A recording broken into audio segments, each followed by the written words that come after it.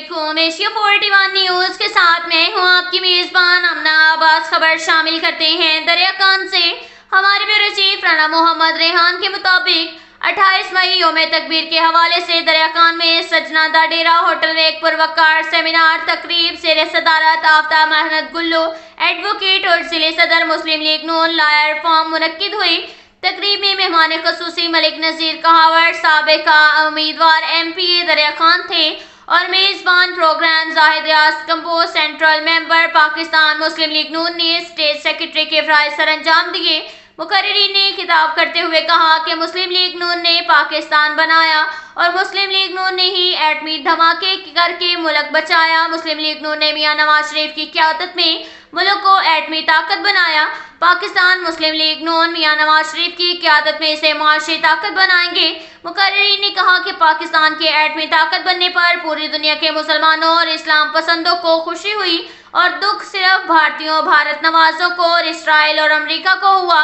تقریب کے اختتام پر یوم تقریب ڈے کا کیک کاٹا گیا اور ملک و ملت کے لیے خصوصی دعا بھی کی گئی۔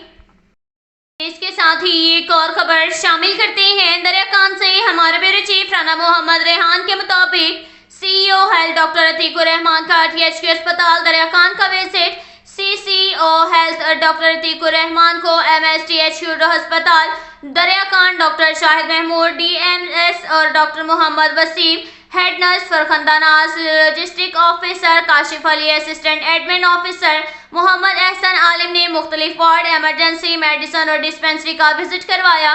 CEO ہیلتھ کا کہنا تھا کہ ہسپتال میں آنے والے مریضوں کو ادویات کی فراہمی سمیت دیگر علاج معالجہ کی عمدہ ترین سہولیات کی دستیابی یقینی بنائیں۔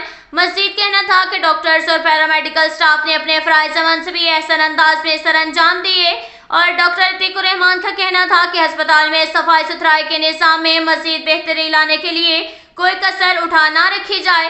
دریا خان کی عوام الناس کو حقیقی ریلیف فراہم کرنے میں کوئی کسر نہیں چھوڑی جائے گی۔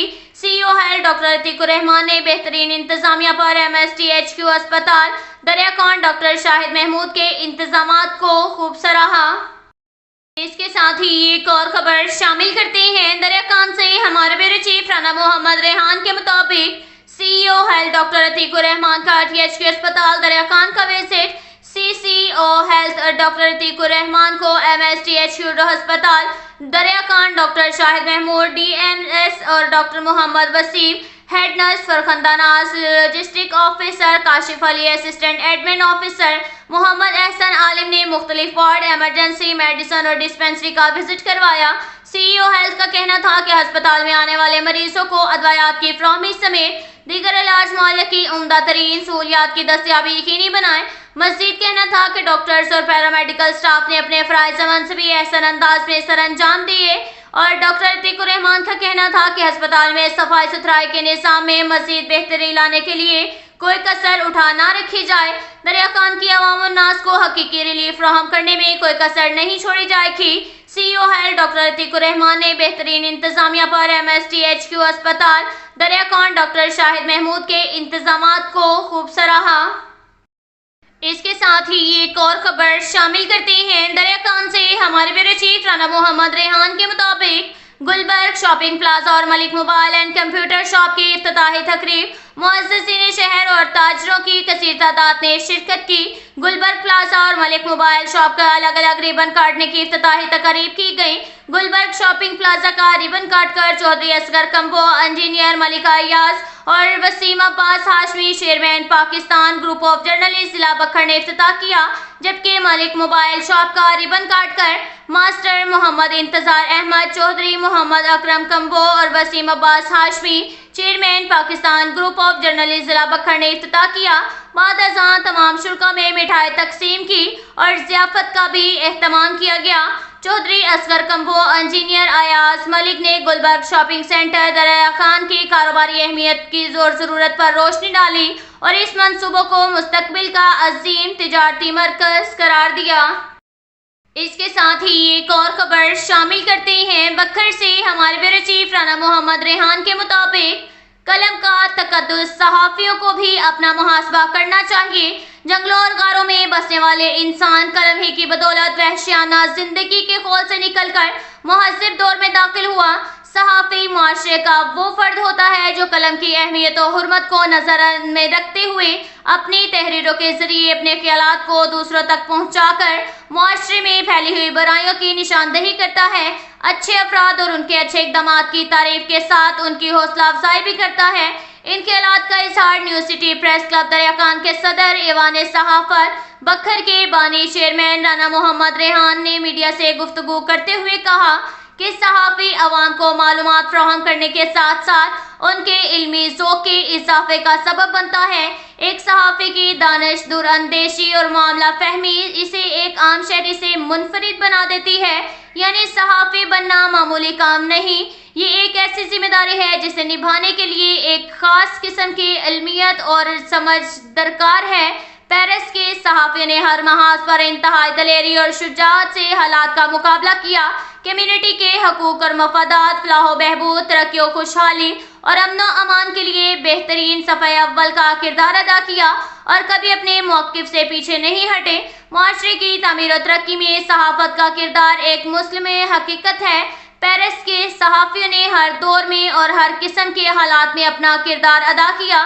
صحافت کو تانے دینے والے صحافیوں کو گو نہ گو مسائل سے تو بے خبر ہوتے ہی ہیں اور یہ بھی نہیں سوچتے کہ یہ صحافی ہے جو برائیوں کے خلاف جہاد کرتا ہے، عوامی حقوق پر ڈاکہ ڈالنے والوں کے خلاف سیسا پلائے دیوار بن جاتا ہے۔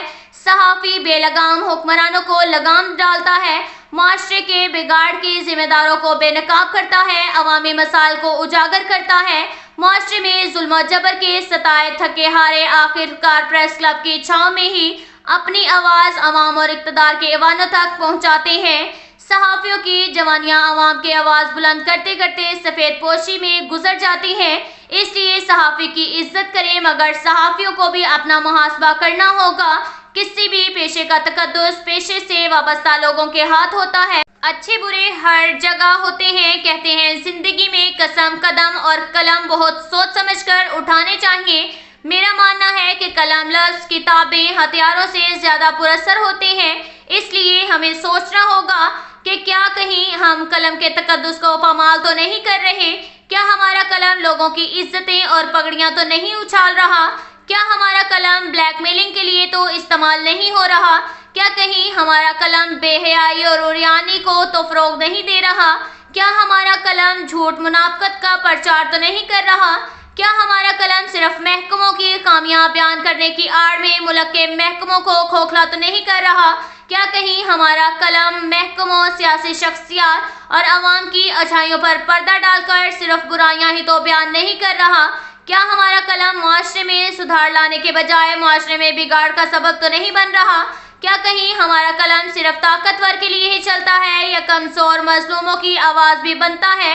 ہمیں سوچنا ہوگا، صرف دوسروں پر تنقید ہی نہیں، ہمیں اپنے گریبانوں میں بھی جھانکنا ہوگا۔ ریٹنگ، خود نمائی اور تکبر ہمیں لے نہ ڈوبے، کیونکہ ایک دن رب کی بارگاہ میں حاضر ہو کر جواب دہ ہونا ہے۔ ہم پرورش لوہے قلم کرتے رہیں گے، جو لوگوں کے دلوں پر گزرتی ہے وہ تحریر رقم کرتے رہیں گے۔ اب تک کے لیے اتنا ہی کافی ہے، ملتے ہیں اگلے بلیٹن میں، ہمارے ساتھ رہیے گا۔ اللہ حافظ۔